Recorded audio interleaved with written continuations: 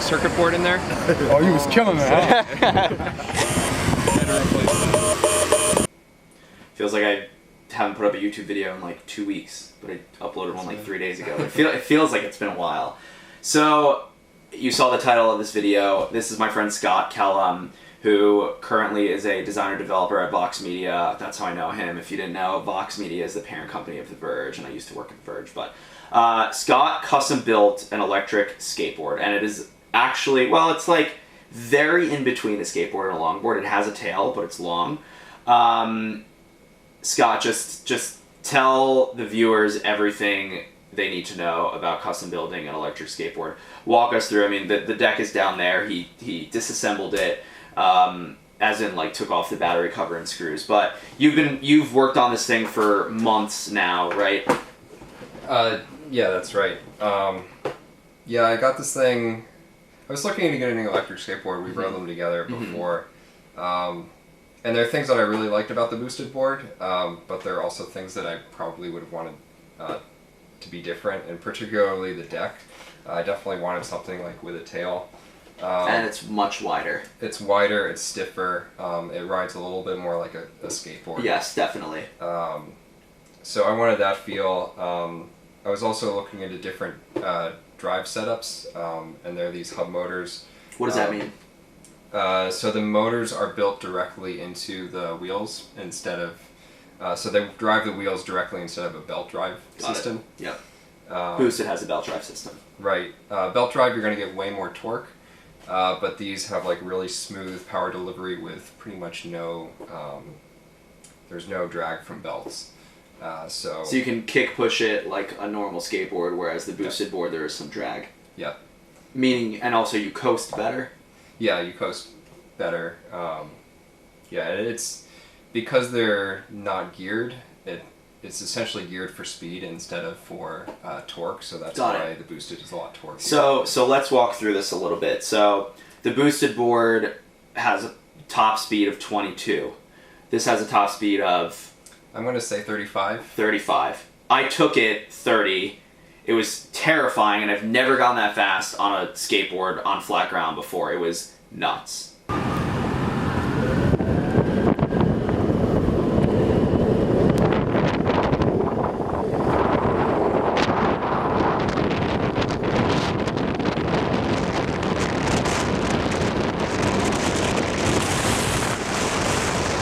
Boosted board is flexy.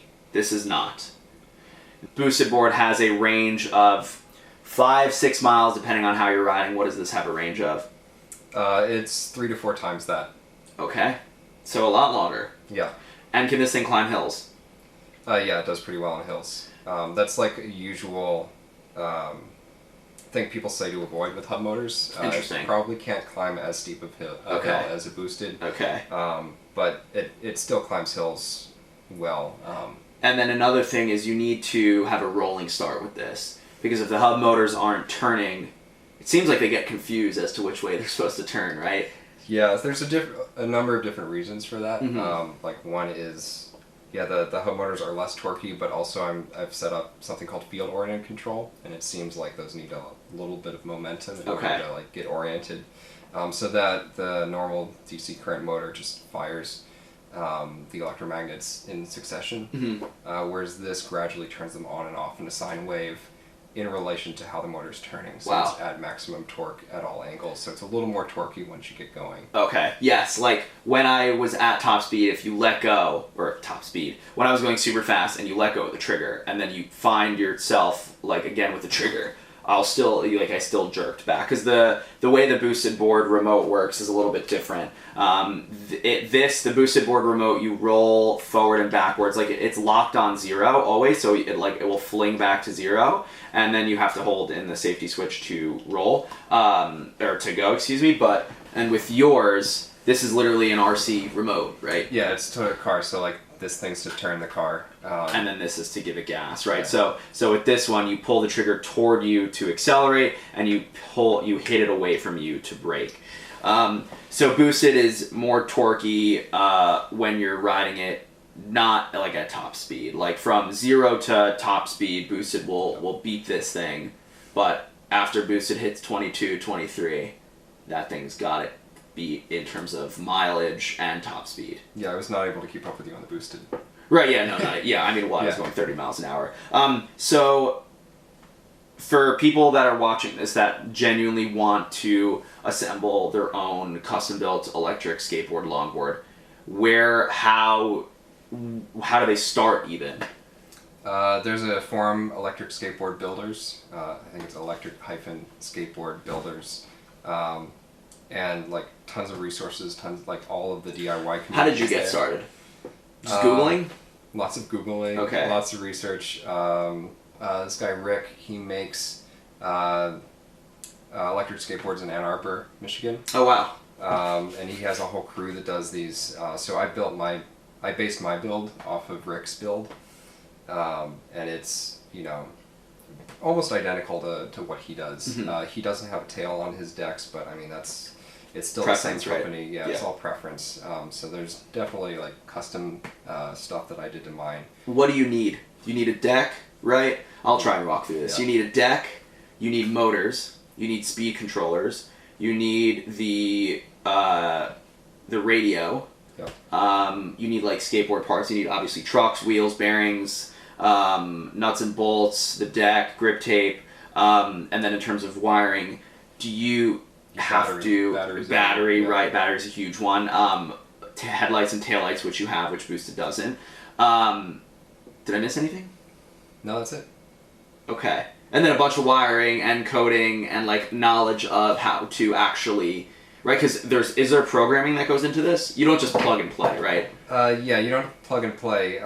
So the speed controllers I use, that's where all of your like coding or programming stuff is going to need to. And you can tweak the acceleration curve Yeah. and like the braking, whatever. I know nothing. Yeah, the speed controllers are like super interesting. I got mine from a company called All In Boards. Mm-hmm. And the speed controllers themselves are made by Benjamin Vetter, or designed by Benjamin Vetter, and they're all open source. So a bunch of different companies make them based on those blueprints, and then there's a bunch of different tools that are available to program those. So those are programmed. You can just like plug in a USB and then program them. You plug in your board to a computer? Yep. Over USB? Over USB. Is it USB, like micro USB on the It's mini USB. Mini USB on the board, right? Like on the like chips. the chip, Yep. yeah.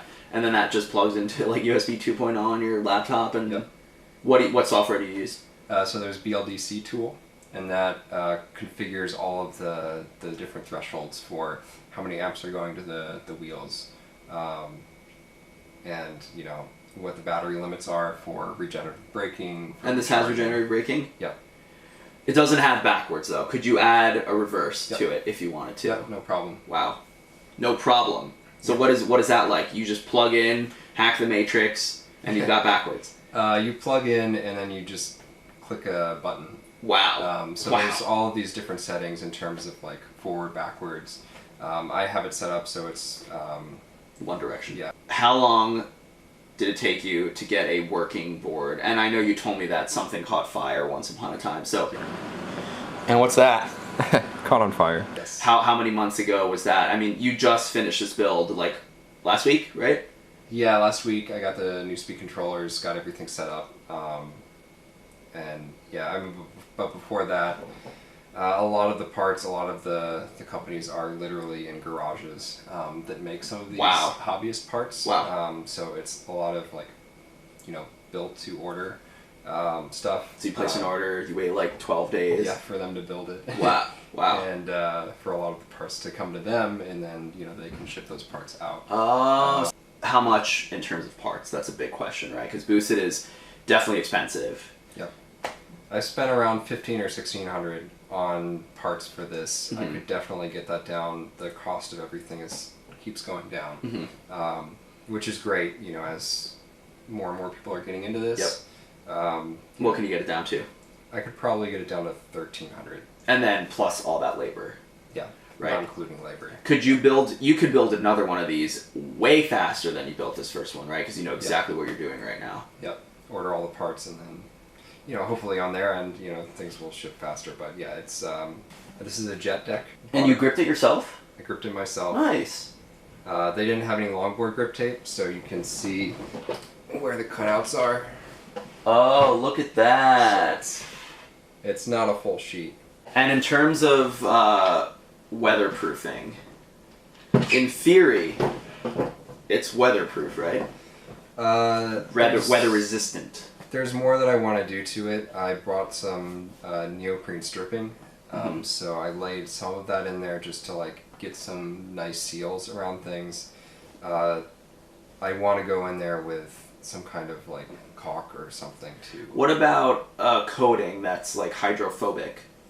The Olin, the company that makes the vests, they do a lot of coating in terms of. They make a really quality product. Okay. So but you've seen those videos that like they cover their clothing or shoes and Yeah. and the water like bounces off of that stuff. Could you theoretically, you could just coat the whole thing in that, right? I could do anything to this. And do you ride it every day for fun, to work? Yeah, I take it. It's like a last mile commute vehicle. I do have a lot of hills in my neighborhood, which I was a little worried about with the hub motors, but yeah, they handle it just fine. So I take it to the subway. I live just outside of DC in Virginia, so yeah, I take those there and back. I wish my commute was longer. Have you taken this like 10, 15 miles yet? Like, have you taken it far? Like, have you rode it for an hour straight yet? Yeah. Yeah? Yeah, I have. I rode around Prospect Park a little bit when I was sick. here, Oh, and wow. then from Prospect Park, after taking a couple loops, I took Bedford all the way up to Greenpoint. Wow, that's far. Where's the battery indicator for this? Battery indicator is On the... on the battery case. So the battery and battery case came together. Turn this on. Oh wow, that's standalone So, yeah. like that. Yeah. Wow. And where did you get all of these parts from? There's links on that electric skateboard site you mentioned before. Yeah, Electric Skateboard Builders is run by the people at Inertian Boards. Okay. So they're based out of Australia, and they built the battery and this hard plastic case. So all of that Got it. So the battery and the hard plastic case, it's kind of like one package, and then you get all the other gizmos and wires.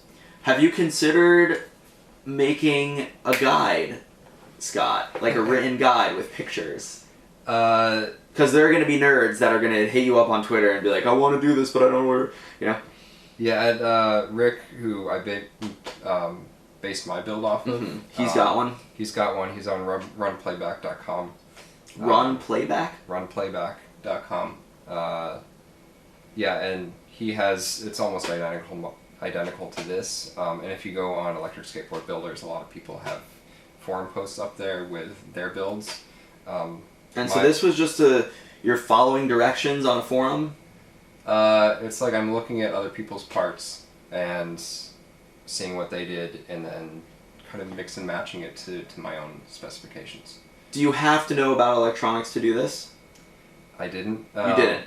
I mean, I did start a fire, but... Right. But you're also, like, technical, right? Designer, and you're a developer. Yeah. So I feel like maybe that kind of helps a little, but maybe not. Yeah, it's pretty easy. I mean, there's the positive end and negative end of an electrical current. I mean, you should know basic things about, like, voltage and amperage and...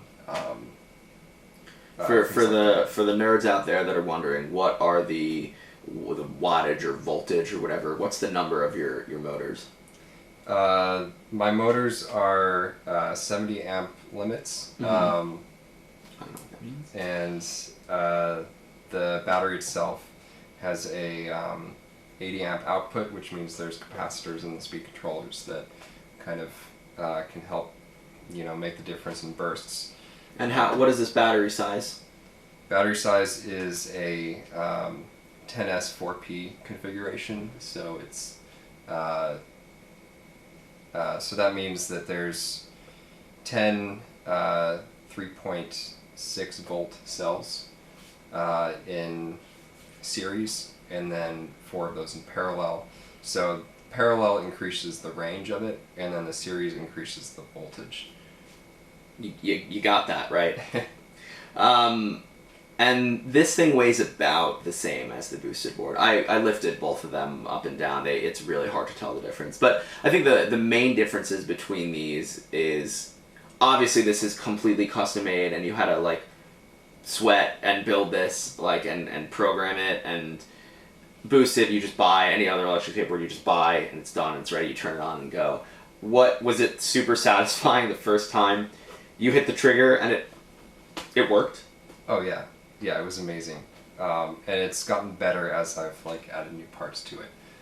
So it's been really fun. You're saying the performance of the board has increased because you are... like, you get to tweak it a little bit, yeah. Mm-hmm. Yeah. So, if someone wants to start, if someone actually... I can't even speak. There's going to be maybe one person that sees this video that's actually going to go and do it. And they just go to that website and start, or they can hit you up on Twitter to get started, I guess. Is that cool? Yeah, definitely. Yeah, you can hit me up. But yeah, the forums are a really good community, a great place to start. And a lot of the companies that build some of these individual parts also sell complete kits. Oh, interesting. So if you like the motors are fantastic. So like they sell a complete. And then Inertia, who makes the battery, they sell a complete. So a lot of these, and they use all of these hobbyist parts, so like you can buy something that's complete and then just tinker with that or customize that, you know, if that's your thing. It's awesome that you can just buy a whole bunch of trinkets, slap them together, and get a vehicle for yourself. Like, I mean, this probably wasn't possible 5 years ago in the way it is now, and I can't imagine what it's going to be like in 2020. Probably like just smaller, faster, better parts, longer battery, hopefully, maybe. But yeah, it's good. The community's strong. Electric skateboards are awesome, as you know. I mean, I ride one every day to and from work. But this video went long and epic, and if you made it this far, smash that thumbs up button. This shirt, if you're wondering, I said it in my Snapchat.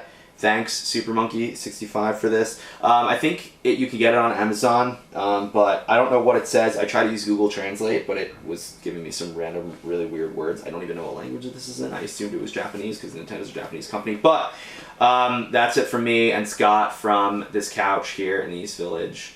To your screens. Peace and sa.